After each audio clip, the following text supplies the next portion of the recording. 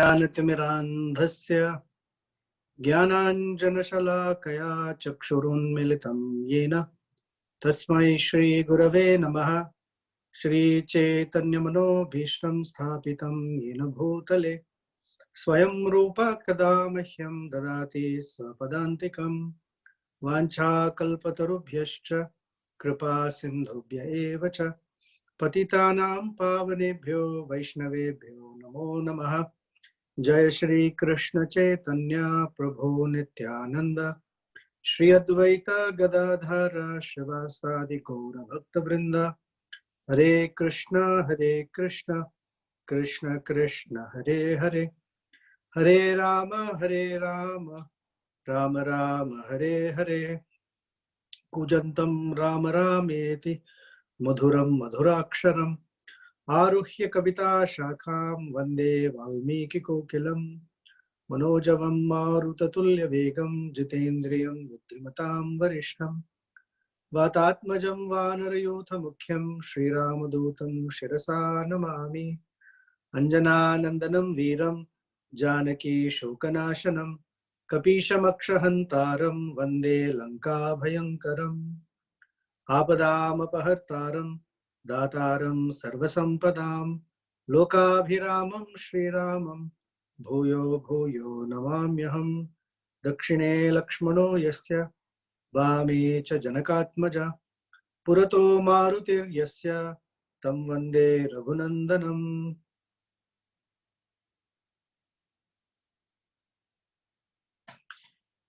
Hare Krishna, everyone. Nice to see all of you again.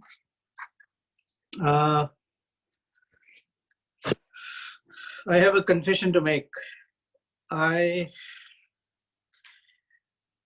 don't know how to go through this section without making sure that we don't miss anything that is very beautiful and wonderful in one sense. I can sort of tell you the story, but I feel I will miss some really good nuggets of insights. One, because I don't have the Ramayana committed to memory. Someday, by Lord Ramachandra's grace, if possible, but not right now. And if I only read, then it might become a little, I don't know, boring, or people may space out. So with that confusion, I think I'm going to do all of the above. I'm going to narrate a little bit, I'm going to read quite a bit, stop and go. The reason is, I've been hearing different questions on different forums that in Ramayana, one of the most prominent affects or emotions is the shoka. Generally, since we are Bhagavad Gita students, we are used to understanding the word shoka as lamentation. But it has different meanings, okay? And in the context of Ramayana, this shoka actually is often spoken as sorrow or karuna rasa. Sorrow, I like to use the word pathos. It has this very, very deep sense of sadness, loss, pain, agony embedded in it. And it is one of the rasas that one experiences with Lord Ramachandra, or the Supreme Lord. And Karuna Rasa actually is very, very important because it's there in Srimad Bhagavatam, it's there in all of our Gaudiya literature, and across different relationships. There is the sense of Karuna or Shoka in Dasya Rasa, in Vatsalya, in Sakhya Ras, in Madhurya Ras, all of it. And all of that is there in Ramayana as well. However, in the Ayodhya Kanda, suddenly it from a very happy state, Valmiki takes us into or introduces this Karuna Rasa in a very severe sort of way. And we will notice that while, yes, on the level of the story, Kaikeyi is behaving in one way, Dasaratha is lamenting definitely in a way or a series of ways. What is important to notice is that how this uh, sense of pathos heightens Dasaratha's meditation and love for Lord Ramachandra, because ultimately that's what is, uh, I guess, pleasing to the Lord, or that's what the Lord wants to evoke in the heart of his devotees. Okay, so keep that in mind. And if I sort of fall into reading something, don't become upset. And if you can, try your best to um, keep your attention. Although I don't think I have at least in this session, less than the previous, the ability to keep your attention. I don't think I have that, just because I'm going to be reading and moving back and forth on this, because there are some shlokas that are just unbelievably heart-wrenching. And I want us to, even from a distance, uh, sort of get a little bit of taste or appreciation for what kind of love Dasaratha Maharaj carries for Lord Ramachandra. Parallelly, what kind of sankalpa Kaikeyi has in fulfilling the Lord's mission. And there are many other sub-lessons for us in a day-to-day life. Okay, well, that's the preamble for you. All right, we're going to start with Ayodhya Kanda chapter 9. Manthara has spoken. We discussed that slowly and slowly she has succeeded in poisoning Kaikeyi's mind, that Lord Ramachandra should not be, poisoning her mind that Lord Ramachandra becoming the Prince Regent is not in her best interest. So she decides, Kaikeyi says to Manthara, today I will make sure that Ramachandra is banished and Bharata becomes the king, and I will do it immediately without any delay. So Manthara becomes very delighted. Oh, Kaikeyi, you're amazing. Finally, it has gotten into your head how you can achieve this. Now, let me tell you how you can achieve this. Because if Kaikeyi were to just ask Dasaratha, please make Bharata the king and send Ram away, he would tell her to get lost. So there is a way. There is a way to make sure that Dasaratha cannot refuse. Okay. So she says, I'm going to tell you how this is possible. And she asks him, do you want me to tell you? Or I'm sure you remember this and you're just holding in your mind and you want me to say it. So what do you want me to do? If it pleases you, listen to it from me. So Kaikeyi was lying down on her bed. Remember the phrase, Uttishta mude kim seshe. Oh, get up, you foolish woman. Why are you lying down? So as soon as Kaikeyi determined this, and Manthara is about to tell her the means by which she can achieve her objective, Kaikeyi got up from her bed and she wants to listen to what Manthara has to say. So Manthara began. Kaikeyi, do you remember? Many years ago, there was a war between the Devatas, the demigods, and the demons. And your husband, Dasaratha, was invited along with all the royal saints and sages to go and assist Indra. He took you along with him. Okay, and both of you, along with the retinue of sages and other persons, went in the southern direction of the Dandaka forest to a very famous city called Vaijayanta. And in that city of Vaijayanta was this demon by the name Timidhwaja. And this Timidhwaja, whose another name was Sambara, Shambara, who he got his name as Shambara because he can take on hundreds of different forms, and they could be deceitful.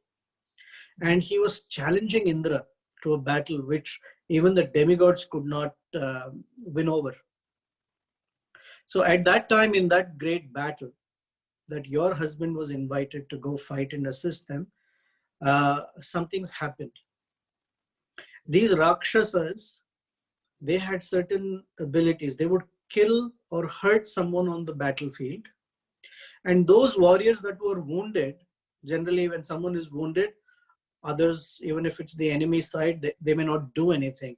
But these Rakshasas, they would kill by force even the wounded soldiers or the soldiers who were asleep at night. They would not let them go. So there was no rules for engagement. So in that battle, one time when Dasaratha was fighting with them, he was lying on the battlefield, wounded and unconscious. And these Rakshasas were going to eat him up. At that time, you saved him. You went on a chariot, you to put him on the chariot, and you drove out of the place. So you protected him. Now, another situation in the same battle, on a second situation or occurrence, he was again fallen on the battlefield unconscious, and you protected him. And you saved him and brought him away to a place of safety.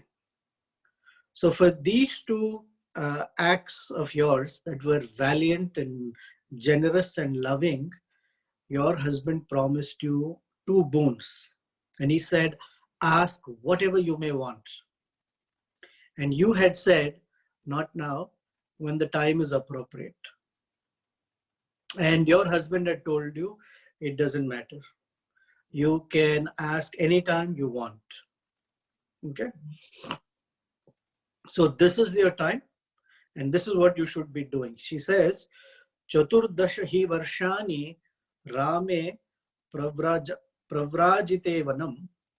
Okay?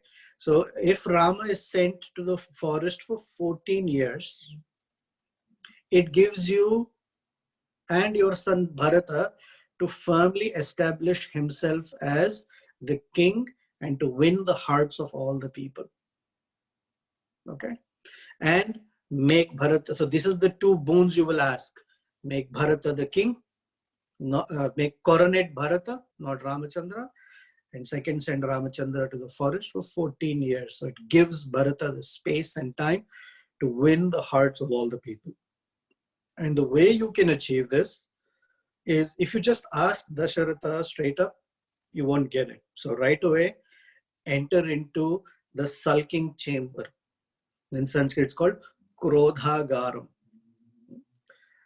Enter into the chamber. Apparently, in the previous times, when queens were angry, they would not be in the main living quarters, because the main living quarters was designed to be very pleasing, with birds chirping, bards singing songs, everything so wonderfully, fragrantly mystified with perfumes and scents, flowers, very beautiful looking sofas and furniture. Everything was so wonderfully designed that one could not become angry, one only would be very pleased. So they would have a special room that evokes anger, dark curtains, just everything is dark, just it gives the chance for that anger to very nicely gestate and boil. So she said, go there and you lie down there on the floor without any jewelry, and not just on the floor with a rug or nice Persian carpet, on the bare floor. So she says, Sheshwan Taya Bhumau Malina Vasini. Malina Vasini means not dressed very nicely, dressed in unclean, disheveled clothes. You lie down on the bare ground. So for me, I highlighted it because first he comes into the room and says, Uttishta mude kim seshe, Get up, you fool. Why are you lying down? And the solution she gives her is, go lie down on the bare floor and get what you want. And she says, "O Kaikeyi, the daughter of Ashwapati, now is the time for you to enter into this uh, sulking chamber, wearing soiled garments, and lie down on the bare floor. And immerse yourself in grief and tears. So when Dasharatha comes to speak to you, make sure that you don't talk to him. Okay? And don't even look at him. Don't make any eye contact with him." So there are two reasons. One, don't talk to him, is he will ask you and don't respond. And the less you respond, the more his heart will become agitated. And if you make eye contact with him, then he will be very pleased. So don't make eye contact. Turn your face away from him. So it will agitate his mind and pain his heart even more. That's the intent. Okay. And she says that you are the most beloved wife of Dasaratha. And for your sake, that king will even enter fire and give up his life. So this is how you manipulate him to what you want. And the king, because he is so enamored by you, he will not do anything to make you angry. Okay, he cannot even bear the little bit that you may look indignant. Even if there is a little bit of irritation on your face, he cannot handle it. So he will do anything to please you. And then she tells her, listen, you have a great fortune, saubhagya balam atmanaha. You are gifted by, you're gifted with a very special fortune. And what is that fortune? Kaikeyi's fortune is her beauty. And she can use that beauty to manipulate out of Dasaratha whatever she wants. Okay. And then she wants Kaikeyi, listen, Dasaratha may give you Mani Muktam. Mani Muktam means jewels and pearls. Suvarnani Ratnani, Vividhani cha. He can give you gold and other precious jewels, okay, as gifts. Don't pay any attention to it. Okay, don't get flattered by whatever he gives you. So in one sense, as I'm speaking this, think of na dhanam, na janam, na sundarim, kavita, jagadisha kamaye. Okay, it doesn't matter that what I want cannot be fulfilled or satisfied by anything in this world, including wealth, great following, great words of appeasement. I don't want that. So it's the same verse of determination that, my dear Krishna, I only want your bhakti. Anything else will not satisfy. Same, but just not for pleasure, for one's selfish desire. Okay.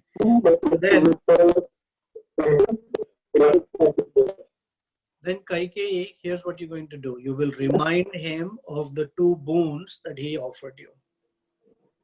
And then when Dasaratha lifts you from the ground, that is your moment to ask him these two boons. Until then, don't speak, don't make eye contact.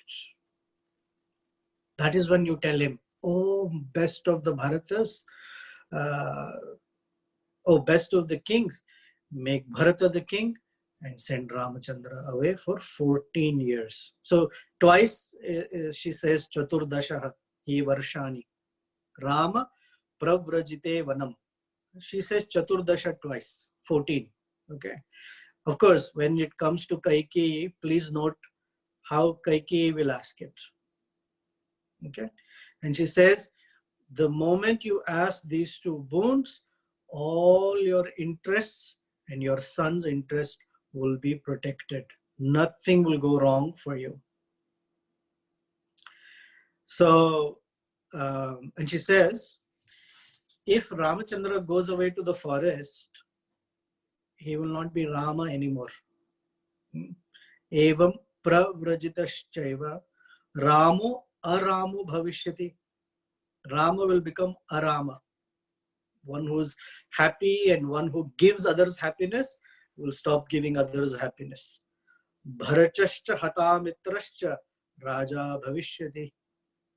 And Bharat will become the king by subduing his enemy. Okay. And why 14 years? Yena kalena ramascha vanat pratyagamishyati. So by the time Lord Ramachandra returns from the forest, tena kalena putraste krutamulo bhavishyati. By the time Lord Ramachandra will come back, your son will be deep rooted in his position by gaining all of the acceptance from other citizens. Sugrahita manusyascha suhut buddhi dharmatmavan. He will become solid. His position will be very solid. Okay, and then she says, now is the proper time for you to ask these boons. All right, Kaikeyi is all determined, and she says, oh my gosh, Manthara, I cannot imagine that how your words, you can even think of such things, that your mind can come up with such a devious plan. I'm amazed at it. Of course, I'm very pleased as well. I never knew that you could speak such excellent words and decide things so intelligently. In fact, you're the best among all the hunchback women in the world. And since you are thinking of my benefit, I am going to do things that are beneficial for you. She says, there are many hunchbacks in this world who seem very ugly. Their bodies seem totally misshaped and crooked. But you look like but your bending like this looks as if a lotus is bent by the breeze. She's telling her, you're suddenly so beautiful looking. And she describes, oh, your body may look disfigured. Your hips may be this way, your back may be that way. But I tell you, in all of this, you look so beautiful. And I promise you that hunch that you have, the hump that you have on your back, I will cover it with gold for you. I'll make a gold-plated humpback for you.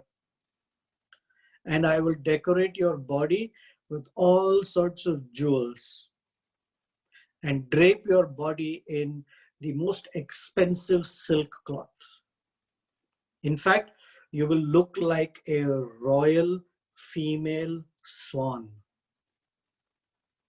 And she says, actually in you reside these thousands of Maya tricks, almost like Shambara, that demon king that Dasaratha killed.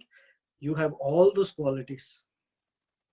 Your clever thoughts, your magic powers, and the skill of the Kshatriyas are stored in your hump, okay, which is as wide as the hub of a chariot wheel. Okay. Now, she says that in your mind are all these qualities. So in the commentaries, the acharyas say that the mind has 4 different functions, what it can do. And depending upon how it acts, each of those is called differently. So here's the shloka. It says, Smritir Vyatita Vishaya, Matir Agami Gochara, Buddhi Tatatkali Jnaya, Pragya Traikaliki Mata. So the mind has 4 dimensions. First is called Smriti. Smriti means recalling something from the past. Then Mati. Mati means ability to think of some things of the future. Buddhi means your ability to think about the present. You're able to consider clearly what's your present situation. And finally, pragya means wisdom. Wisdom is able to see past, present, and future together. So oftentimes we may toggle or shift from smriti to mati. Many times we lose out we're not present, so that buddhi is not functioning, that at the present moment, what is it? We sort of shift into past or future, right? In Bhagavad Gita, Krishna says, one who's not worried about or lamenting about the past or hankering for the future. And finally, pragya means one who can look at the past, present, and future and consider different options, everything collectively at the same time. Such a person is called pragya. And Krishna says, sthita pragya. That's why Arjuna wants to know, can you please describe to me a person who's called sthita pragya? What does the person look like? How do they speak? How do they sit? How do they walk, etc.? So the entire section in chapter 2, Sthita Pragya, means the person of such ability. All right. She says, oh Manthara, with Rama gone to the forest, Bharata on the throne, I will drape your hump with a golden garland. And Manthara becomes, oh, very, very happy. So with this decided, she says, I'll make a tilaka made of gold for you. Your lovely face will be decorated by all sorts of ornaments, and you'll move around here and there as if you're a demigoddess. And nobody will compare to you in your beauty and your opulence. In fact, you will become the queen of all the hunchbacks. So flattered by Kaikeyi, Manthara then tells her, okay, quickly go back into the sulking chamber and get ready. So that beautiful Kaikeyi, who has large, beautiful eyes, she was puffed with pride of her intoxicating beauty, encouraged by the words of Manthara, entered the sulking chambers. She took off all her jewelry, okay, and she took off this pearl necklace that was worth hundreds of thousands of gold coins. She took out all her costly garments and other ornaments, earrings, whatever they called keyura, that's they put to their arms, her bangles, her rings, her nose ring, necklaces, the belt that she wore around her waist, her anklets, toe rings, everything. She even took out her nail polish with nail polish remover, all of that, and wore some really shattered night clothes, I guess. In India, it's called nightie. She wore her nightie and fell on the floor, bare floor. And at this time, then King Dasaratha and she tells Manthara, I have determined that whatever happens today, it's either this thing or I die. Either I get what I want or I give up my life. Yeah, this king will not be able to have another choice. He cannot come up with any alternative. With that decision, she lay down on the bare floor. So then, Dasarath Maharaj, the scene changes to Dasarath Maharaj. This is chapter 10. After giving all the instructions for Lord Ramachandra's coronation, Dasaratha very hurriedly, because it's the end of the day, And end of the day is when he comes to visit Kaikeyi, and he spends the nights with her. So he is fully surcharged with the lust, the anticipation of uniting with her this evening. So he's like a maddened elephant, completely charged up with anticipating that this is how I'm going to spend my evening with Kaikeyi. And at the same time, he's also very happy in his heart, and he wants to tell her the news that Ramachandra will be the Prince Regent. Interestingly, he doesn't go to Kausalya to tell her. He goes to Kaikeyi, because she is the one with whom he spends all his evenings. So he's more interested in telling Kaikeyi. All right. So then, here is where King Dasaratha starts to visit. Now, as this king, with both mind agitated by lust, or heart, more importantly, heart fully agitated by lust and happiness of the upcoming event, walks into Kaikeyi's palace. And this is how her palace was.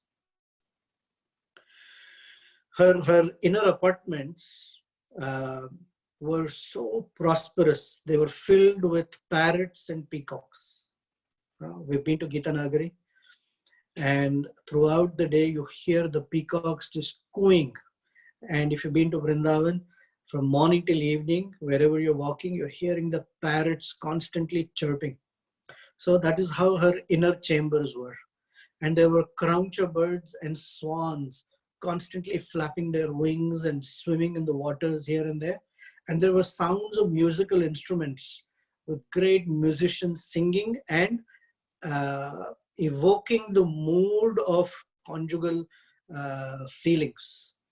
The whole palace and inner chambers were fully decorated with creepers, trees of champaka and ashoka, and the walls were decorated with beautiful pictures. The rooms were filled with, there was wafting with the fragrance of very, very special natural and organic fragrances. The sofas, the furniture, everything was made with ivory and gold, and very, very shining and beautiful surfaces made with marble, and the swimming pools, trees with flowers and birds and everything. And constant flow of varieties of foods, drinkable, potable beverages, etc. They were very easy. It almost resembled heaven. But in all of this heaven, one thing was missing: Kaikeyi. So when Dasaratha walked into this fantastic environment that is surcharged, he could not see Kaikeyi. So he's frantically searching for Kaikeyi. He's charged with passion. So the verse says, Kama balam samyuktaha. Samyukta means endowed with or fully empowered with. Kama balam, the strength of lust. He wanted this carnal pleasure from her. So he came and he started feeling dejected that he cannot see Kaikeyi. So he's searching for her. He goes from this room to that room, but he can't find Kaikeyi. And he's astonished that every day for years and years and years, as soon as he would enter the chambers of Kaikeyi, she would be there ready for him, dressed so nicely, decorated with flowers and ornaments, smelling ever so beautiful, with arms stretched out to embrace him, but she's not there anymore. So he's aggrieved. He's looking for her. So think of it this way. When a person's lust is so heightened, when they don't meet their object of lust or love, they become agitated. So then in that, he's now searching for her everywhere. And he's not sure, is she trying to play with me? Has something happened to her? Where is she? Where is she? And so he finds one attendant, a woman, who bows down to the king and says, uh, he asks her, where is Kaikeyi? And she says, oh, my dear king, I'm sorry to inform you, Kaikeyi is in the sulking chamber. So hearing these words of the doorkeeper, the king is unable to fathom, why is she in the sulking chambers? What's wrong? And then he decides, whatever it is, let me just uh, relieve her of all of this. Mhm. And so when he walks in, he is completely shattered to see the whole room is dark. Kaikeyi has tied her hair. Usually in movies, they show her hair all disheveled. No, actually, she ties her hair in one bunch. It's called ekaveni. This is, if you care. Generally, women braid their hair using 3 braids. It's called triveni. Ekaveni is like a ponytail, I guess. And that is not considered auspicious. Actually, a woman has a ekaveni when she is separated from her husband.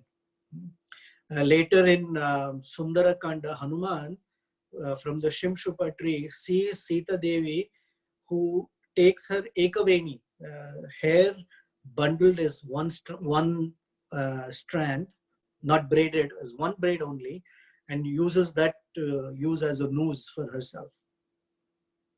So he's like, what is going on?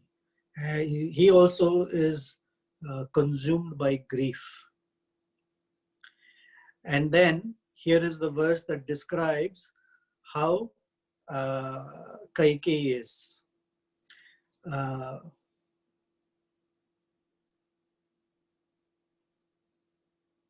Okay. He sees her like this. This old king, right, because Dasaratha is very aged, Kaikeyi is very young and youthful. This old king who sees his very youthful wife, who was dearer to him than his own life, filled with deceitful intentions. She looked like a severed creeper, like a goddess fallen down, like a Kinnari who's been abandoned, like an Apsara who has fallen from heaven, like an illusion that has been removed, and like a female deer that has been tied down by a hunter's net. I can give you the Sanskrit. These are very nice words here. Latam eva vinishkruta, patitam devatam avi, kinnarim eva nirdhutam, chutam apsarasam yatha, mayami paribhrashta, harinim eva samyatat. Okay, so these are the different, I guess, metaphors used. So these metaphors mean something. Kaikeyi is compared to a creeper that has been cut down to indicate that she was not standing or taking the shelter of a wall or something. She was fallen on the ground. To a demigoddess that has fallen means that her situation brought about astonishment in Dasaratha's heart. How can a demigod or a demigoddess fall onto the earth? A Kinnari who has been abandoned means it evoked compassion in Dasaratha's heart. He wanted to be merciful to her, that whatever is her agitation, he wants to relieve her of it. An Apsara that has fallen from the sky or fallen to the earthly realm means cursed. To that, that means that she was worthy of being seen. He should not neglect the situation. He should not neglect her, but address what she needs. Okay, and then says a deer captured in the net means she was motionless. She was just on the floor and not showing any symptoms of movement. So at that time, Dasharatha was out of his wits. Now, on a separate point, in Harinam Chintamani commentary, Bhaktivinoda Thakur says that there are two types of what we call Yoshit Sangi. We are asked, Chaitanya Mahaprabhu and Haridas Thakur in their conversation, they say that one should give up the company of Yoshit Sangis. Yoshit Sangi means company of those who are overly enamored by and always want to associate with women. But Bhaktivinoda Thakur says that there are two such types of Yoshit Sangis. And this is Bhaktivinoda Thakur's commentary. He says, Avaidha Stri Sangi evam vidha stri sambandhe straina purusha e dui prakara Yoshit Sangi. There are two types. One, a man who sinfully associates with women. So he has this sinful desires in his mind in all of his association with women that he has no business with. And second is a man who is sinless but associates with his wife in a very henpecked way. So a henpecked husband and a man with a lusty desire of enjoying the company of other women. Both are considered Yoshit Sangi. So in this case, Dasharat Maharaj has become like that. So what he does, some verses are just beautiful. So I have to recite them for you. He says, Karenum iva digdhena vridham mrigaya yunavane mahagaja ivarnaye snehat parimarsha tam. Karenum iva digdhena. So with his hands, he slowly lifted Kaikeyi. And with his hand, he caressed her hair, just as a he-elephant caresses the she-elephant. Of course, they're pachyderms, but apparently the he-elephant caresses the she-elephant in a very loving, gentle way. Okay? And this mind, completely agitated, yet terrified, he looked at his lotus-eyed wife and said, "Oh, auspicious queen, I don't know if your anger is directed towards me. In fact, I don't know what is the cause of your anger. By whom have you been disrespected or offended? And why are you lying in the dust? Tell me, this is causing me great sorrow. And while I am so favorably disposed towards you, why are you lying down on the floor like someone who's possessed by an evil spirit? Why are you afflicting my mind like this? I've never seen you like this. Is your health not okay? If your health is not okay, tell me. I will get the best of doctors to come and address your situation." And he says, "Santi me kulasha vaidyastava sarvashah sukhitam tvam karishyanti vyadhamischashva bhamini." Oh, bhamini means one who completely takes away. You sweep me off my feet, bhamini. Is your health not okay? Then I will immediately call all the doctors, expert in all fields of medicine, to take care of you. Is that not the case? Is something else bothering you? Kasya va te priyam karyam kena va vipriyam kritam. You tell me, do you want to bestow someone a favor? Or do you want to cause someone some displeasure? Kah priyam labhatam adya kova suhamad priyam. Tell me, you want me to punish somebody? I will do it. You want me to just gift someone with all sorts of wealth? Tell me, whatever you want. So the reason I'm reading these verses is, in the previous verse, he was called Mahitale, Bhupati, the king of the entire planet Earth. But when he comes to his wife, he is now so much like a little toy in her hands. And what is the treatment he's getting?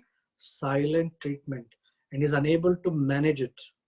So now, as a henpecked husband, is asking her, you tell me, you want me to change someone's fate? Suddenly you want me to punish somebody? I'll punish. You want me to bestow some great favor on someone? Just say it. Here, next one. Ma rodmi, ma cha karishtam devi, samparisoshanam. Avadhyo vyadhatam kova, kova vadhyo vimuchatam. You tell me, don't cry. Kaikeyi, don't cry. Just tell me. Do you want me to just behead somebody right now? Somebody who's completely innocent, but you tell me, kill that person, I will kill him. Or here is someone who should be given death penalty, and you tell me, release him. Then vimuchatam, I will release immediately. Or you want me to change someone's fate? Daridraha ko bhavatyo adyo, dravyavanya apikinchinaha. Daridraha, if someone who is completely impoverished, you want me to make that person a rich man? Done. Or someone is very rich, you want me to make them akinchana, completely poor, impoverished, and daridra right now? Done. Tell me. Whatever you say, your word is my command. Just don't cry. Okay? I cannot bear your tears. Okay? And you don't have to do all this to say what you want. I am completely under your control. All you have to do is just indicate what you want. And here is where is the icing on the henpecked cake. Karishyami tava pritim sukrutenapi te shape. Te shape, I promise to you. Karishyami tava pritim, whatever you like, I will do. And I have the strength on sukrutenapi, my merit as a king, as a righteous, honest, dharmic king. I have a lot of pious credit. I will use all of them to fulfill whatever you like. And then he says, I don't know what you want. My authority extends to any direction you want to see, as far as your eye can see, or as far as where the horizon and the land meet. It's all mine. You ask whatever you want. Okay? And he gives the list of the regions that he owns. He says, I have this entire space of mine. You want something from Sindhu, Sauvira, Saurashtra, Dakshina, southern regions, Banga, Anga, Magadha, Matsya, Kashi, Koshala, ask whatever you want. Okay? So when I was reading this, tongue in cheek, it's almost like Dasaratha Maharaj is reciting the Indian anthem. Punjab, Sindhu, Gujarat, Maratha, Dravida, Utkala, Banga. All those are listed. So when he says Sindhu, Sindhu means the land of Sindh, which is now in Pakistan. That is all his kingdom. Sauvira. Sauvira is the southwest region of Punjab in today's Pakistan. Then he says Saurashtra. Saurashtra is the entire region of Gujarat. Then he says, Gujarat, Maharashtra, all of that is Saurashtra. Dakshinatya, the entire southern part of India, Kerala, Andhra, Karnataka, Tamil Nadu, all of that. Then he says, Vanga. Vanga and Anga are two areas which became Banga, which is Bangladesh or Bengal. So Utkala Banga, the Odisha and Bengal region. You want anything from there, or you want that whole place, it's yours. Magadha. Magadha is the west central region of Bihar and Uttar Pradesh. Matsya region, Rajasthan. Kashi, which is we call Varanasi or Banaras. And he says, or Koshala kingdom. Anything that is surrounding Ayodhya, whatever you want from here, it's yours. You tell me. Okay, you don't want land, you want wealth and food grains. You ask how many diamonds, gold coins, silver, whatever you want, ask of it. You want food grains, wheat, barley, whatever grows in these lands, they're all yours. Sheep, goats, elephants, horses, whatever it is yours. Just to appease his wife because she seems angry, this Prabhuji is just going on and on and on trying to appease his wife who is angry. And he says, please tell me, Kaikeyi, what is the cause of your distress? I will dispel it just the way the sun dispels the mist. So finally, after saying all this, Kaikeyi, she breathed a sigh of relief. And intending to tell him this unpleasant thing which was in her mind, she began tormenting her husband even more. Okay, so then Dasaratha Maharaj, who's been tormented by the darts of Kamadeva and completely taken over by passion, Kaikeyi spoke these heart-shattering words. She says, "O king, I've neither been offended by you or disregarded by anyone. But I have one purpose which you should fulfill." Okay, what is that? She says, "Pratigyam pratijanishva yadi tvam kartumicchasi athatvadaya aham arishyami yadbhi praptitham maya." Oh, my king, my dear king, you have made some promise, and if you so desire, you can fulfill my promise, and I will tell you what it is. So please see the use of the phrase, if you so desire.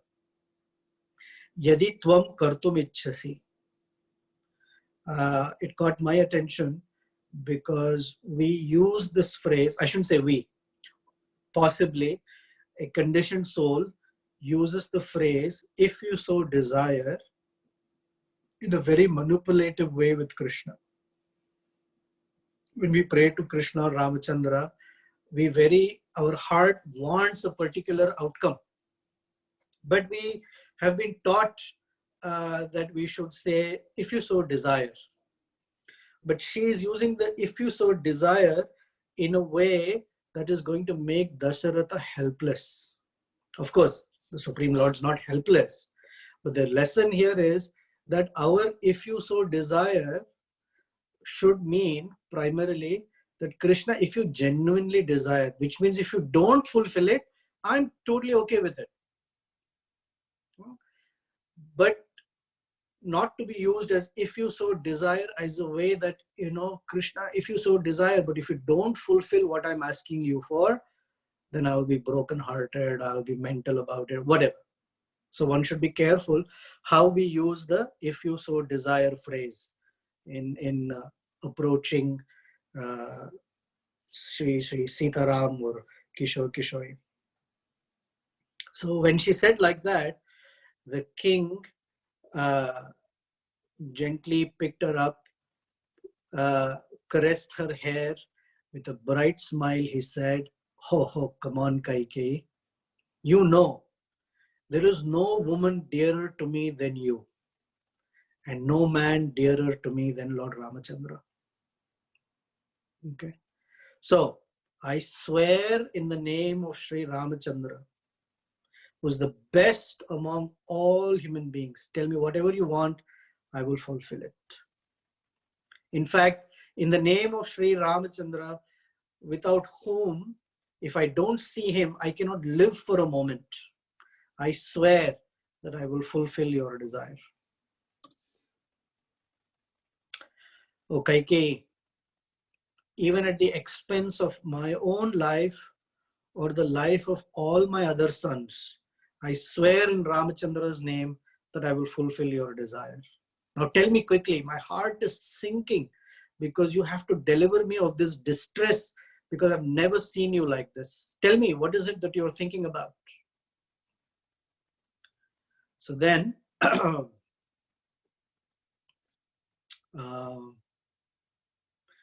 Kaikeyi had a premeditated wish and she was determined to get what she wants, spoke the following.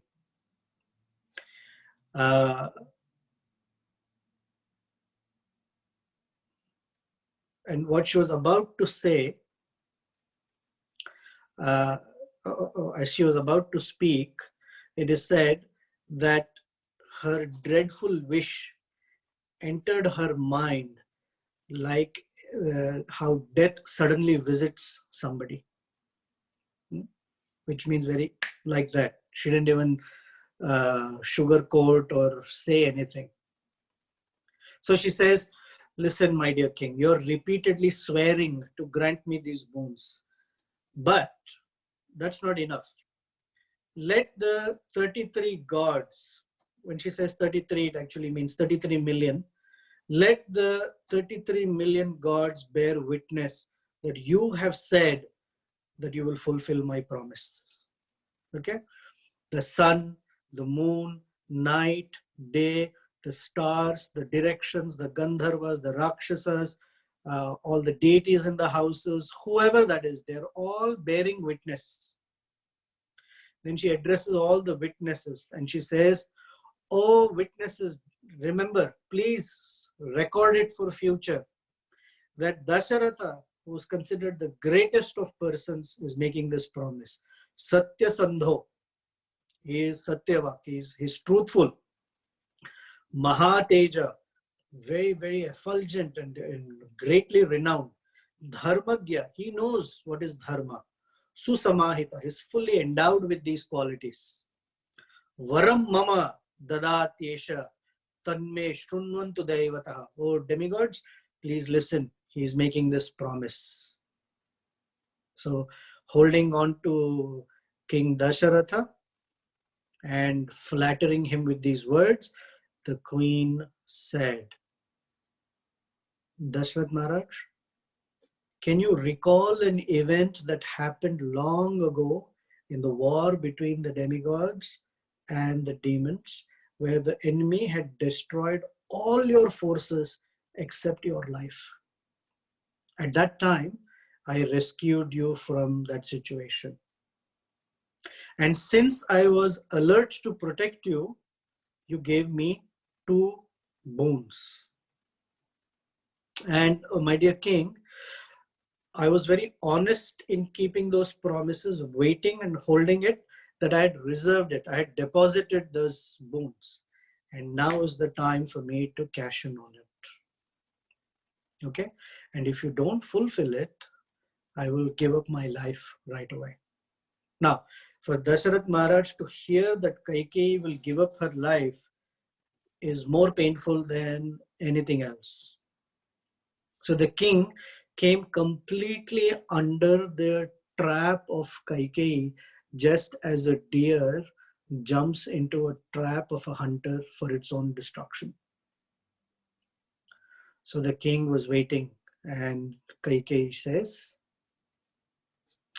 Abhisheka samarambhe Raghavasyopakalpitaha Anenaiva Abhishekena Bharato me Abhishishyatam. All the paraphernalia for the coronation of Ramachandra that you have collected, I would like Bharata to be coronated instead. Okay? All these preparations have been made. Okay? Then she said, then in the war between the demigods and demons, you promised me a second boon, and now is the time for you to fulfill that boon. So this is my second request. Not request, you're fulfilling the boon, second one.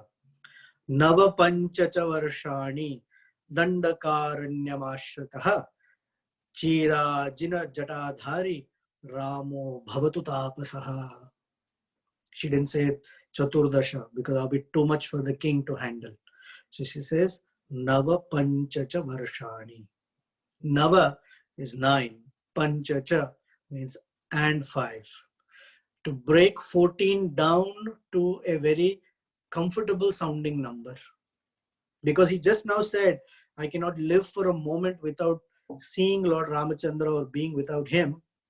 So if she said 14, the king would die immediately. And if he died, then he cannot give the order for Bharata to be crowned. So she very, very carefully said 9 and 5. This is the Bata shoe pricing methodology. Or even in America, they use the pricing method, $2.99. They don't say $3. They say $2.99 because it sounds cheaper. $2.99. Most people say, oh, $2.99. Most people don't think free, or $14.99, not 15, or $9.99, because at the moment you say 10, it's two numbers. It's a double digit number. When you say $9.99, it's still a smaller number. It's easy to digest than saying 14. So she says Nava Panchacha Varshani Dandakaranyam Ashvataha. We should go there. And how should he go? Chira Jina Jatadhari. Chira Jina means wearing tree bark or clothes made out of tree bark. Jatadhari. Tie his hair up as Jata. Ramo Bhavatu Tapasaha. I should go in it as a ascetic. Now, let Bharata be the king without any rival. This is my great desire. I'm not asking something out of the blue. These are promises you made for me. I'm just asking, and I want Ramachandra to leave for the forest today itself.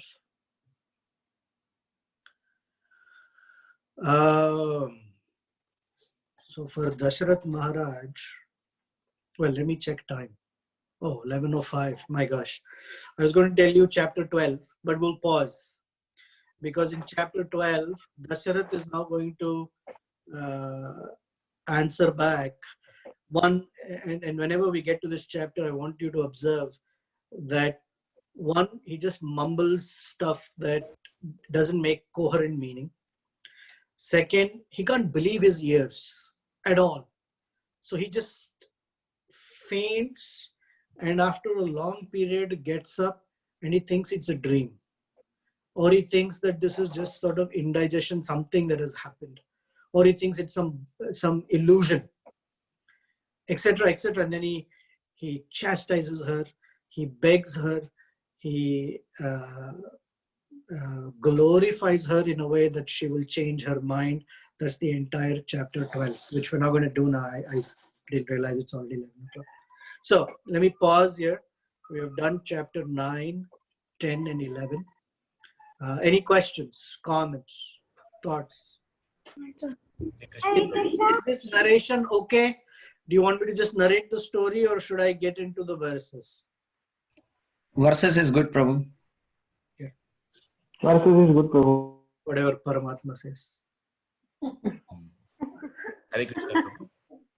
Shamakundas here. Yes, Shamkar. I have like 3 questions. The first one here. And you should have the answers also, Shamkar. Okay. No. Prabhu, so Dasaratha Maharaj, let's say we compare it with Arjuna in the Bhagavad Gita. Yeah. We hear that Arjuna temporarily, whatever happened, that he was confused about his duty, etc. That was a temporary event instigated by the Supreme Lord so that Bhagavad Gita could be given to us. So that was like, say, 45 minutes, 1 hour, something happened. That's okay. But on the other hand, we are seeing here Dasaratha Maharaj, an intimate devotee of the Supreme Lord, an eternally liberated soul. Day after day, year after year, he is yearning, like impelled by lust, as we described today. He's yearning to meet Kaikeyi in the evening and satisfy his conjugal desires, etc. How do we process this, especially in the light that he's an eternally liberated devotee, or he's on one hand, he is saying that I cannot live without Rama, but then why does he need this association of Kaikeyi? That's the first question, Prabhu. Okay, let's answer one at a time. Okay. So first, this is Treta Yuga. Okay. In Treta Yuga, all the legs of religiosity are fairly okay. One may have gone, right? So it's not like Dasaratha Maharaj sits down in front of the deities and takes a promise. No meat eating, no gambling, no intoxication, no illicit sex. He never made that promise. In Kali Yuga, we do. So that's one. Different context of time. Second, Dasaratha Maharaj is not a Vaidhi sadhana bhakta where he has to live by severe rules, because otherwise he will just completely break them left and right. This is a dharmic king who's free from sinful tendency, but he's a king nevertheless, a kshatriya. And kshatriyas, just the way they're allowed meat eating, they're allowed certain luxuries, if you will, within the domain of piety. It's okay. It's given to the kings. So he's not violating a religious principle here at all.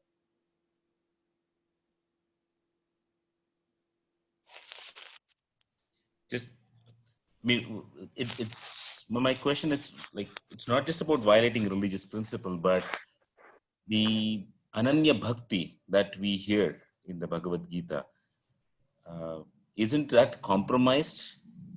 It's not just about the rules and regulations. His Ananya Shouldn't a Bhakti is person not have a compromised. distaste for matter? Dharma aviruddha kamosmi. So where is the dharma viruddha? But like, Krishna say for said, example, Dharma aviruddha kamosmi. So there is no violation of dharma. Dharma.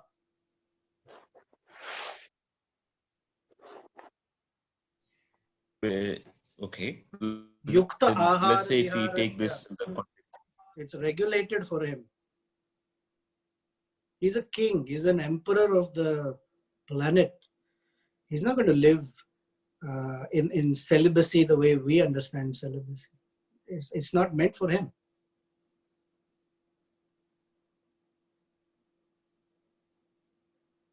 Is your question that if he's so enamored by Kaikeyi, is his love for Ramachandra any diluted? Is that the question? sort of similar, like more like what we hear from Prabhupada's books, like Yamunacharya's statement. The moment, the very thought of all these sexual activities makes me spit.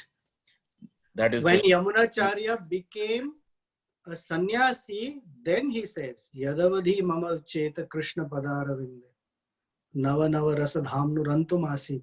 As a sannyasi he is speaking. Tadavadhi mama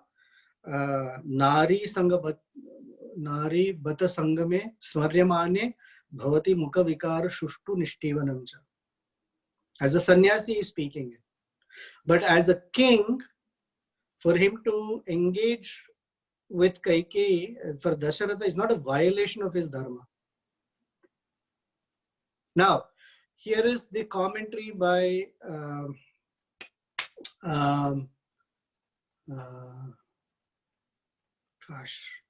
my mind is racing for answering your question. So let me answer it and I'll tell you whose commentary it is. Govindacharya, Govindaraja.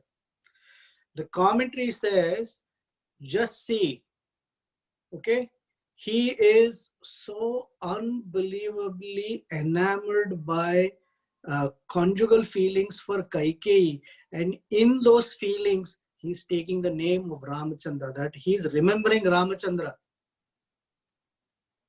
Because when you're in the mood of conjugal, I'm going to make a little joke of it, so for the moment, when somebody is in this conjugal spirit, you take the name of some mother-in-law or somebody here, it sort of spoils the mood. Even Dasharath Maharaj, who's so enamored by Kaikeyi, is still remembering Ramachandra. So that means his bhakti is very strongly intact. It's not diluted. Okay, thank you, Prabhu. That helps.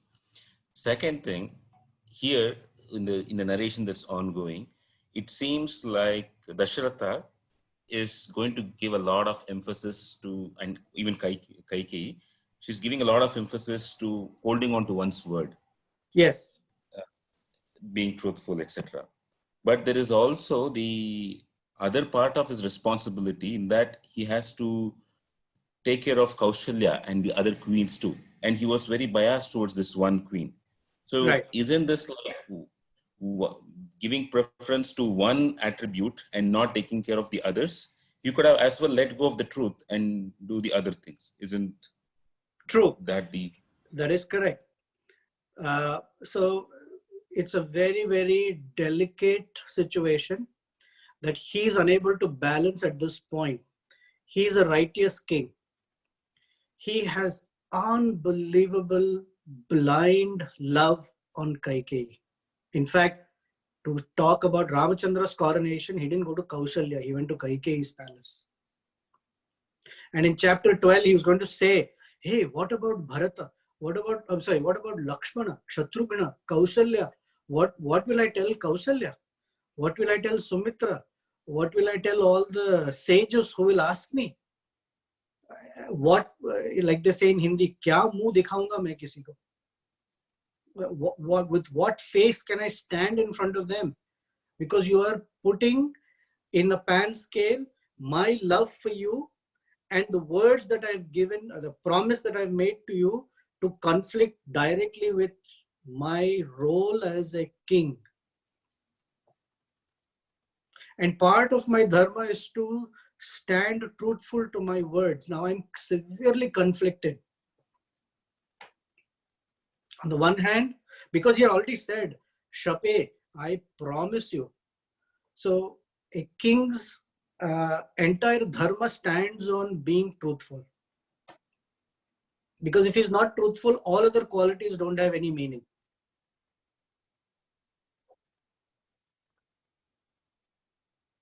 So he's severely conflicted, like we find ourselves. Yeah.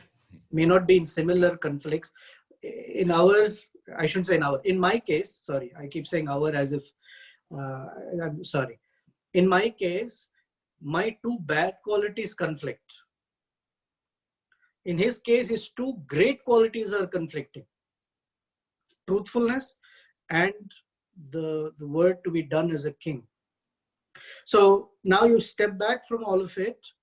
And if you think of it from a pastime perspective, Lord Ramachandra is expert that he will put his devotees in situations that will cause some distress. And one may wonder, I have not done anything wrong. I have not offended any devotees. Yet I find myself in such a tight spot with all sorts of conflicts in my heart, and I don't know how to resolve them. That's from a pastime perspective. From a rasa perspective, his sense of love or the fear of separation from Lord Ramachandra is becoming heightened.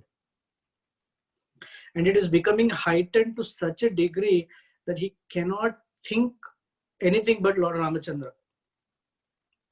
So all of these emotions that are happening below that, you'll find in 12th chapter, they don't make any rational sense. He says this, then he says that, then he pleads with her, then he begs her, then he gets angry, he curses her. All of that is this severe agitation just from the fear of separation from Lord Ramachandra.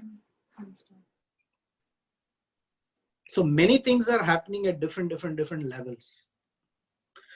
As a normal human being or a husband, we are being taught just the way we were taught by Dharmaraj that one should not gamble. Here is being taught that one should not become such a toy in the hands of their puppet. Yeah. That one should not become a toy in the hands of their spouse. In this case, specifically his wife, one should not become like that, because the ability to follow dharma becomes compromised severely. And this question of yours, doesn't he have a duty towards Kausalya, Sumitra, and the other citizens, is a point that Lakshmana will bring up later, and Lord Ramachandra will answer at that time. So you wait till that comes up. And the third thing, Prabhu. So here we see one. Hold on. On Before one you side, go to third thing, I just spoke and spoke and spoke. Does that make sense to you? yes, Prabhu. I like what came from your heart. A third thing, which more from your wisdom that I'd like to pick it from, we see here on one hand the perils of being a henpecked husband. And in the world, we see either there are men who are too dominating, or there are the ladies who are too dominating in a household. There are both cases. Both of them don't know how to come out of the situation. From your experience, what would you suggest for people to identify that, hey, this is not the right balance in a family situation, and what steps to take? What would be your suggestion? Wow, that's a whole seminar in itself. Being henpecked means a husband doesn't have the ability to express his own contemplations or desires or thought processes. Or being a dominating husband implies that a wife is treated as not an equal partner but someone less. And either is not healthy for a strong grahastha life. When you say equal, in that equal, there are situations where the wife will take the position higher, and sometimes the husband will take the position higher.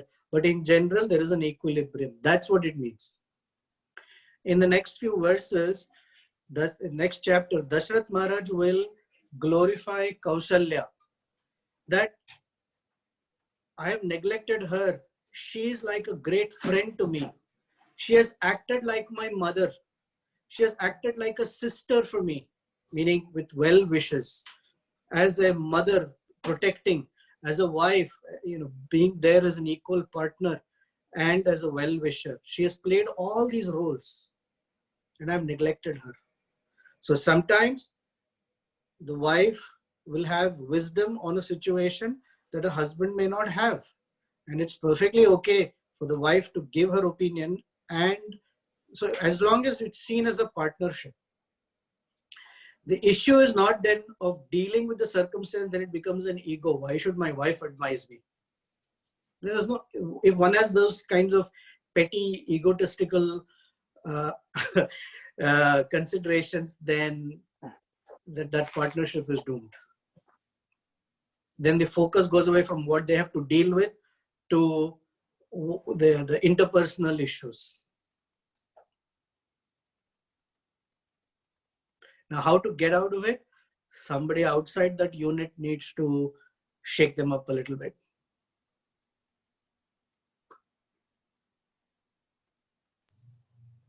Okay, thank you, Prabhu.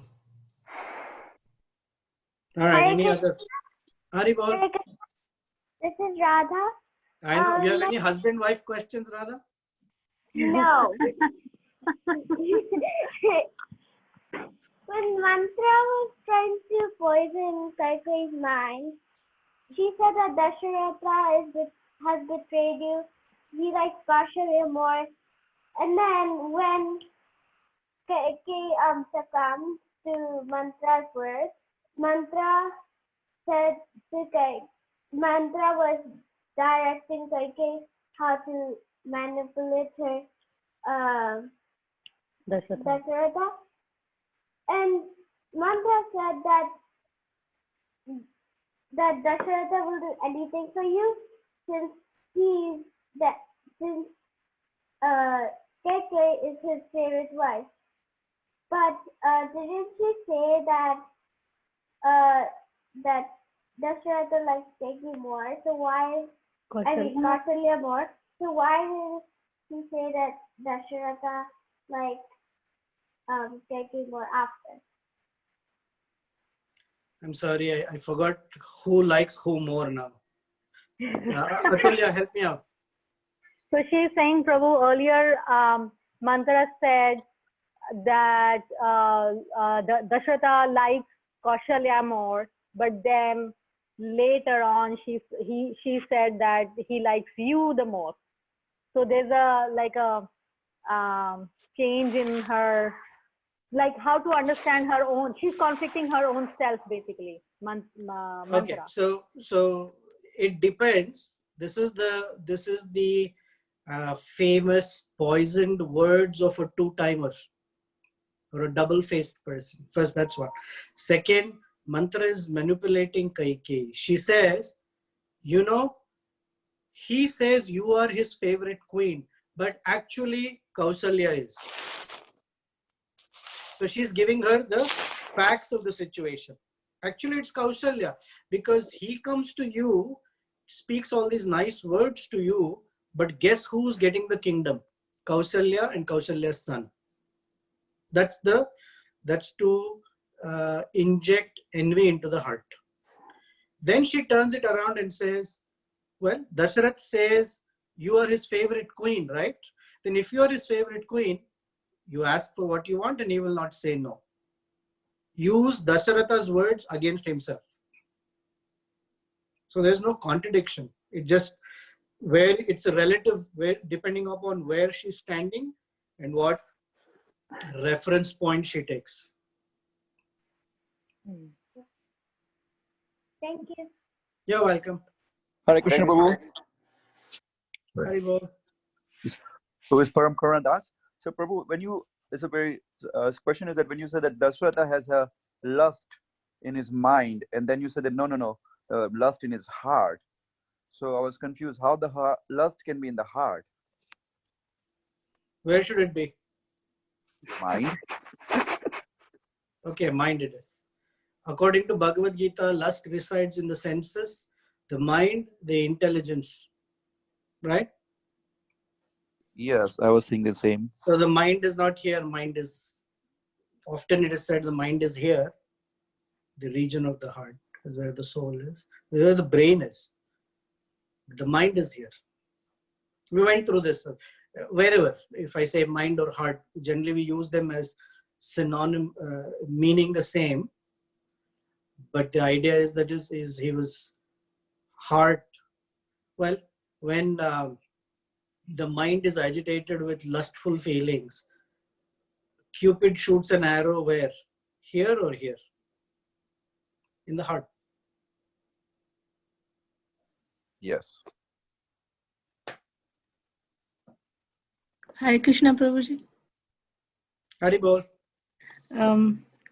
I have two questions, Prabhuji. One is Dasaratha, he was very righteous king, and the promises that he made were very unfair.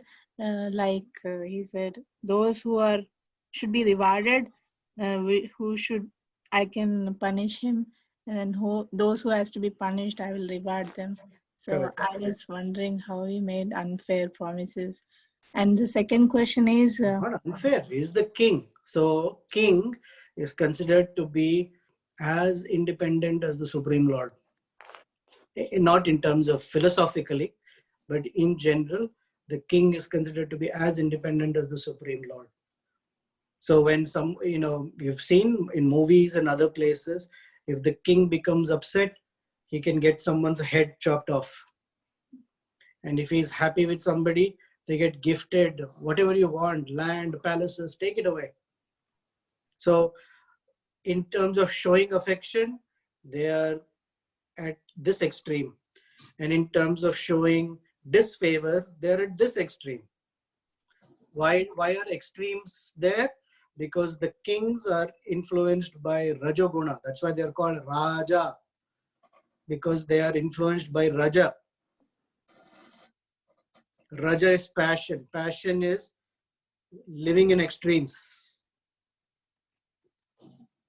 Okay, Prabhuji. And for his queen, he's saying, whatever you want, my dear queen.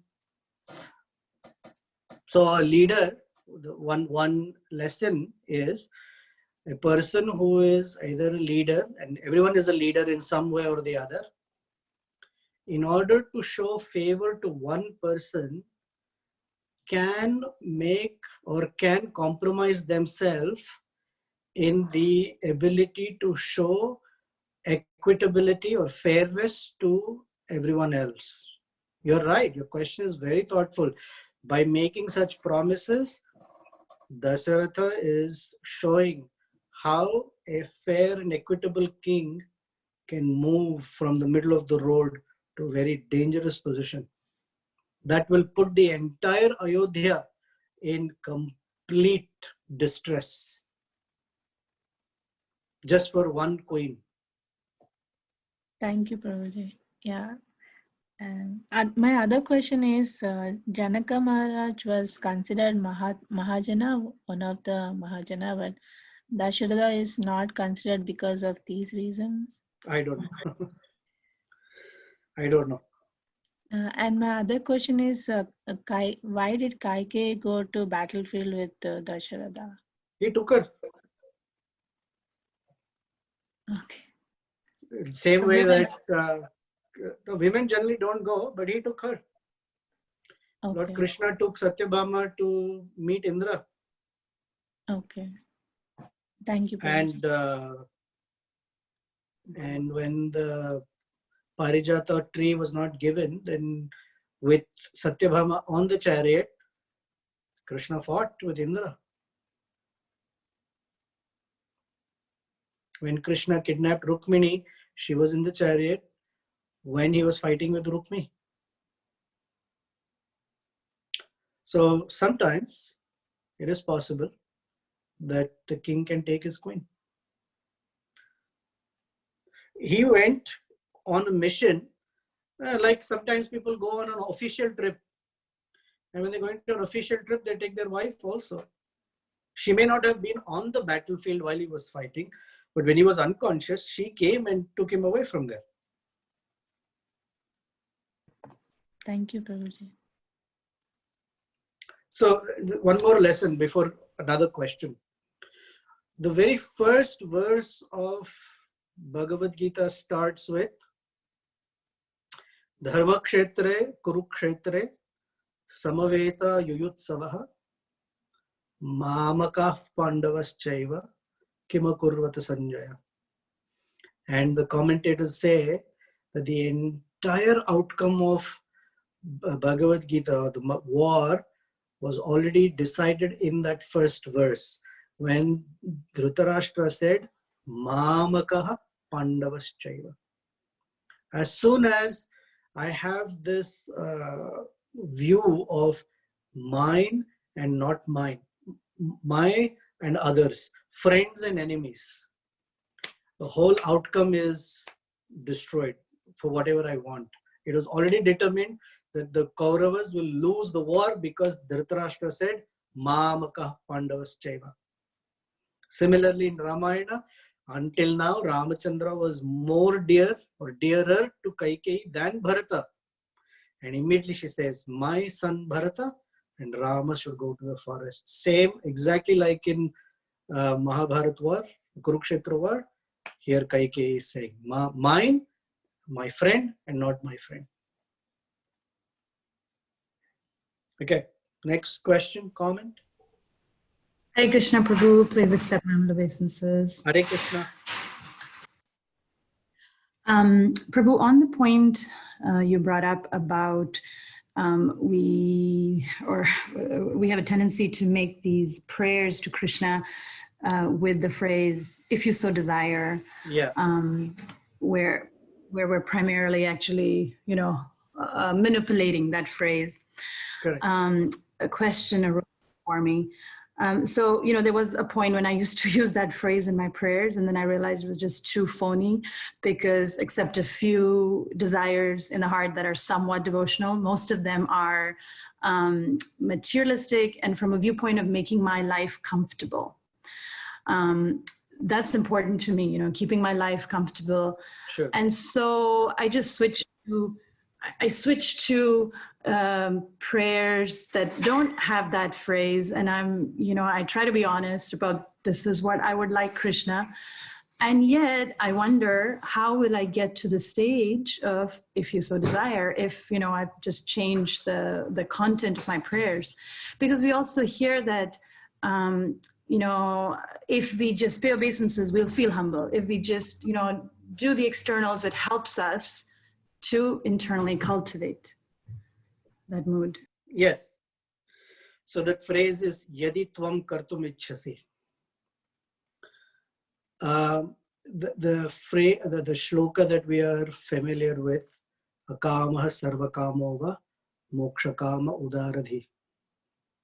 Akama sarvakamova. So coming in front of our deities and offering a prayer saying, I am in this situation and I am very afraid of what the outcome might be. I would really like this outcome, which is whatever, comfortable, safe, or secure, because my dear Krishna, I don't have the strength in my heart to say whatever you desire. I don't have that. But my honest prayer is that if whatever I have gets shaken up, then whatever little love and service that I'm offering you, even that will get challenged for me. So nothing wrong in being honest and straightforward. It's very pleasing to the Supreme Lord, very pleasing. The question is how to get to the place of yadi tvam kartum ichhasi. So don't say what if you so desire for the big issues. Take the small ones. Start somewhere. Small ones where we're okay even if the outcome doesn't come the way I want it to be. Start there. Or let's start there. Not that you start there. Let's start there. Small things where it's a little easier to give in if the outcome is not the way we like. Before someone can lift dead weights, you start with smaller weights, and that's easy to handle. And then as that, you heard the I guess popular or more familiar phraseology that you start small and exercise whatever muscle seems weak, and slowly that muscle gets stronger, so that the next level of yadi tvam kartum ichhasi we can manage until as the weight keeps on increasing and our ability to exercise with that strong muscle also increases. So we can practice with this easier ones. Does that address your concern or question? My husband is suggesting that I can start with saying to him, whatever you so desire, that's the way to start small. I don't know if you agree with that. Yeah. Great word spoken. Sadhu. Yeah, sadhu. Hare Krishna, Prabhu. Hare Krishna.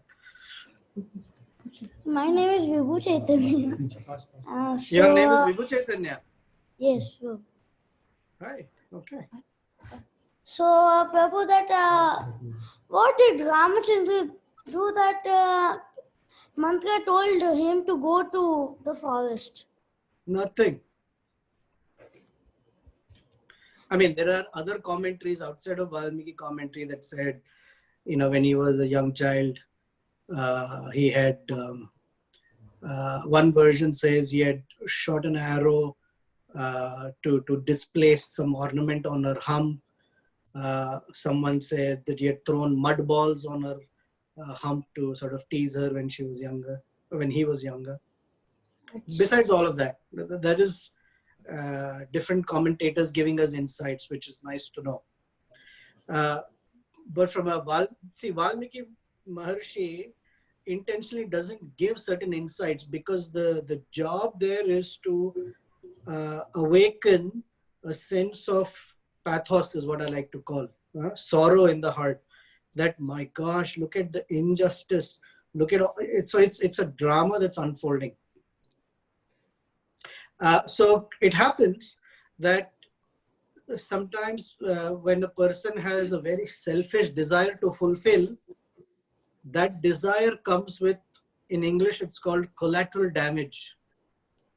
That others also get affected deeply in a negative way that we may not have intended, but they get infected. Of course, in this case, Kaikeyi intended it very clearly, but there was no fault in Ramachandra. Thank you, Prabhu. Hare Krishna, Hare- Prabhuji. Yeah, go ahead. Mataji, please go. Mataji, please go ahead. Hare Krishna, Prabhu. This is Atulya Devidasi. Yeah.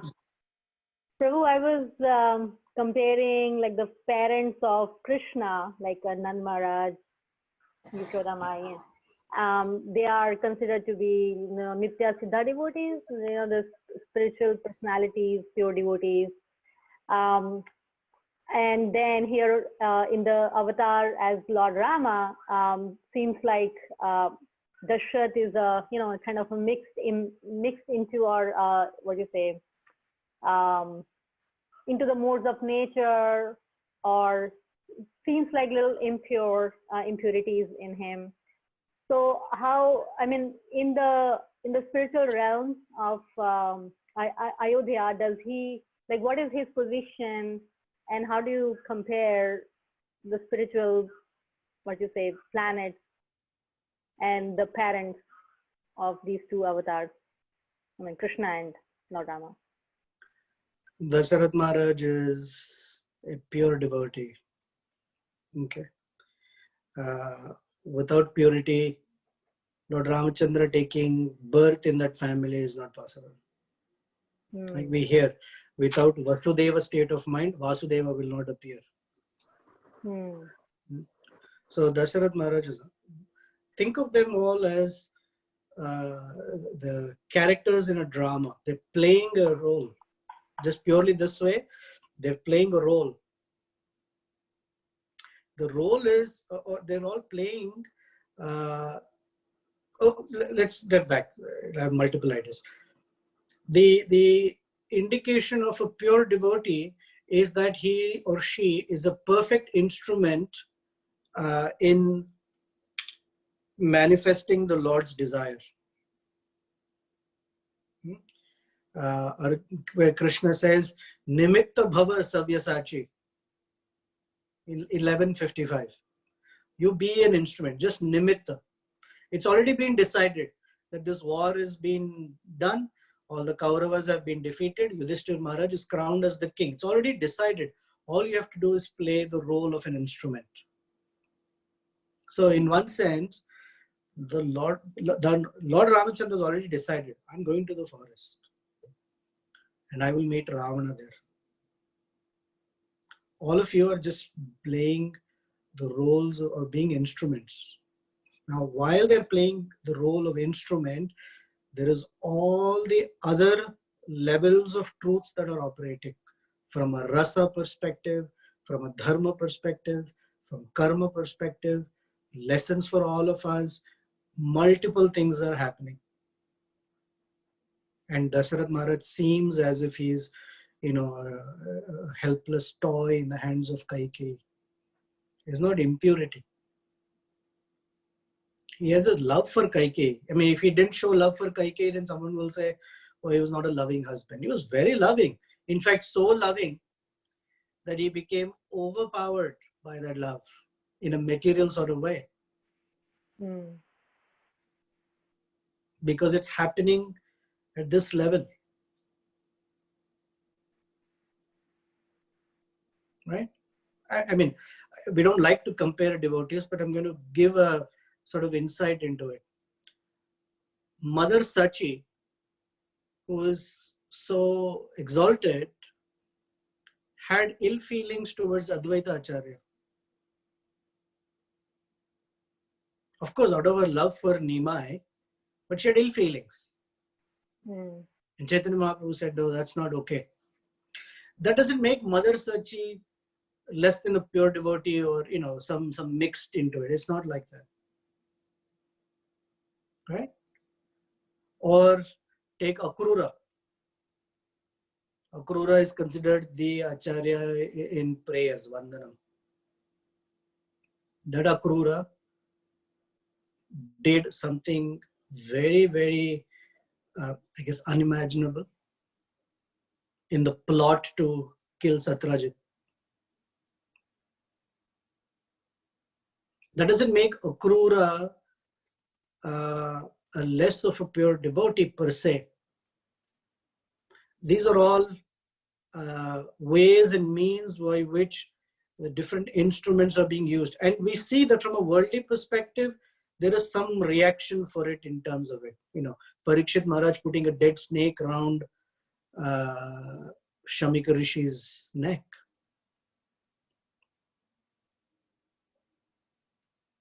Etc., etc., etc. So it doesn't make them any less of pure devotees. In fact, they're considered amazing that they're all so wonderfully instrumental in the Lord's Sankalpa.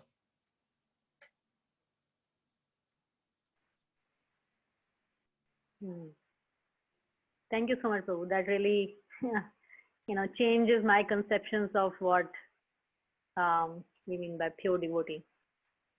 Thank you. Correct. And even if there is a flaw, apichet sudurachara bhajate mam ananya bhaka sadhureva samantavya. Krishna sort of already covered that space in case, that if there is something still.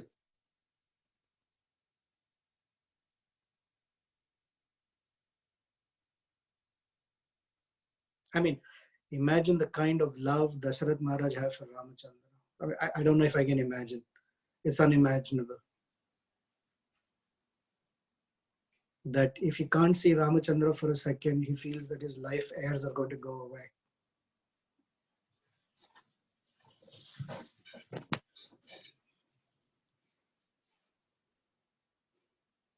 Okay, someone else? Prabhu, there is Hare one Krishna, question. Prabhu, there is one question from Gaur Sundar, Prabhu. It's written there. You want me to read? I will read.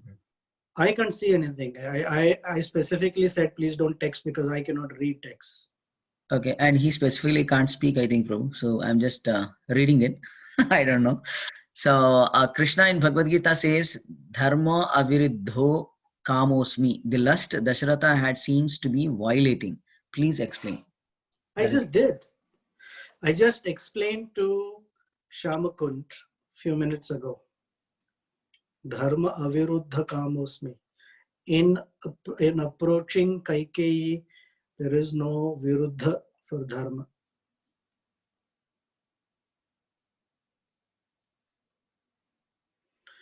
Karthik, you had a question? Hare Krishna, Prabhuji. Yes, Prabhuji. So, in many occurrences, you have talked about Chiranjeevis, and they have been given the power to live forever. Not so my forever, question was for a very long time. Chira means for a long. very. Oh, okay. Oh, I thought forever. So for a very long time. So why did Krishna design such divine people like Chiranjeevis to be among us? And yesterday in the Krishna Talk session, you spoke about the 7 worlds above and below the Bhuloka. So totally 15 odd worlds. So can the Chiranjeevis travel from one world to another? The second one is easier. The answer is yes. There are 14 planetary systems, and they have the ability to what's called interdimensional or transdimensional travel. They can. Second, or the first question, why does Krishna have Chiranjeevis? Because those that are there that have long lifespans and go beyond from one age to another age carry with them the wisdom, and that is why in our contemporary example or setting, we show respect to people who are older because they have seen life in a way that we haven't yet seen. And we are supposed to gather pearls of wisdom from them because of their experience. So we are seeing Kali Yuga for the first time, the first 5,000 years. These Chiranjeevis have seen many Kali Yugas come and go. So their wisdom is important for us to be able to manage and deal with Kali Yuga, for example. Plus, there is continuity.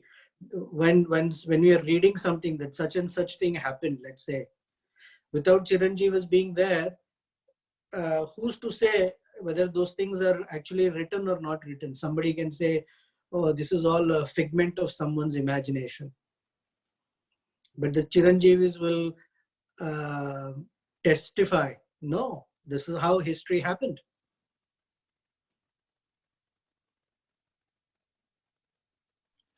That's really thoughtful, Prabhuji. Thank you so much. Thank you so much for that. Okay, final question.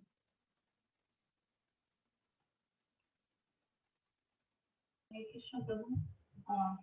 Sorry, it's too late. Just quick question, Prabhu. If I heard it Can correctly. you come closer to the microphone? Yes, Prabhu.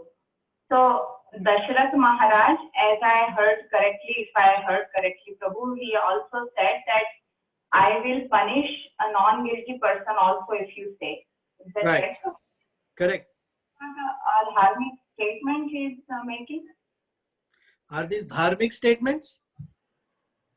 Not a dharmic statement that he is making.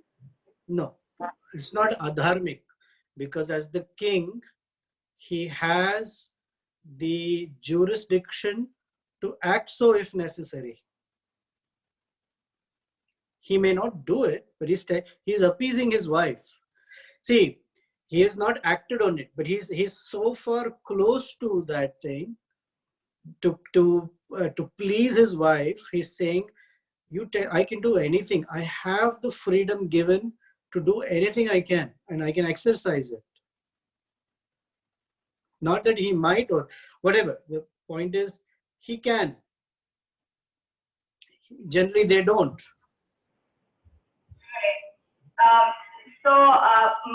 My confusion is like a materialistic person might take it very in a wrong way. So Yeah, sure. So a materialistic person takes Krishna's Rasa Leela also in the wrong way. A materialistic person takes Krishna's asking Arjuna to fight in the war also in a wrong way. It becomes our duty as Vaishnavas to understand these messages in the proper way, in the proper context, and dispel those misgivings. but Prabhu, people say that if God and the people at this level can talk like this, I mean, it's just stretching the discussion. I understand what you are saying. Please understand, the Ramayana or Bhagavad Gita or Mahabharata are applicable to every person. So, ye yatha mam prapadyante verse means with whatever disposition they approach the Supreme Lord, in that way he reciprocates. So if they approach already with such twisted or not proper conception, then that's what they will get out of it. How many people will tell you that Bhagavad Gita is a book of war? It was God said, fight it.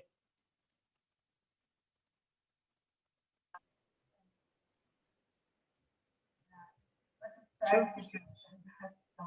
So anybody and everybody can approach these scriptures and extract whatever meanings that come out for them. That's what's been going on. So everybody is, I guess, in some way satisfied or satiated by the messages, but they may misuse it. Right. Yeah. That all the more calls for the importance of parampara. Let's take for a moment the consideration that Dasaratha Maharaj is being very adharmic. Just consider it for a moment.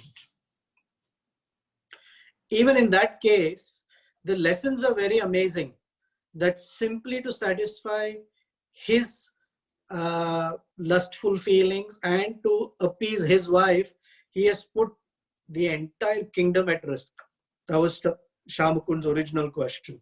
And the answer is that's true. Even if you take from that perspective, it shows, oh my gosh, how one should not be.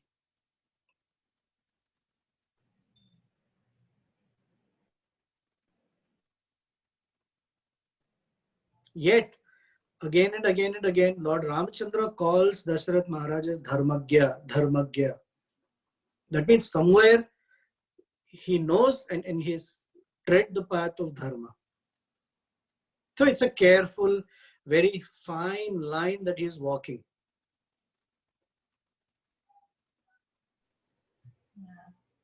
Yeah, I really appreciate Prabhu. Thank you for reading so deeply. Otherwise, I'm also one of those who could get easily confused and bewildered. So thank you very, very much. Something I heard from many years ago that helped is if any one of us drives in the middle of the road in a Vedic paradigm, if you are in the middle of the road, then the path is clear. If we go off the middle of the road towards the boundary, then one has to live a life full of compromises. Okay, so Dasaratha Maharaj hasn't broken dharma, but he's so much near the boundary that from there everything is compromised.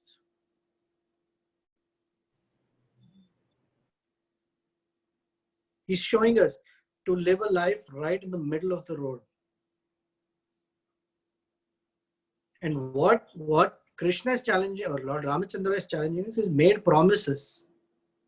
And that promise is now going to come to bite him and puts his love for the Lord and his love for Kaikeyi and the promises all at conflict with each other.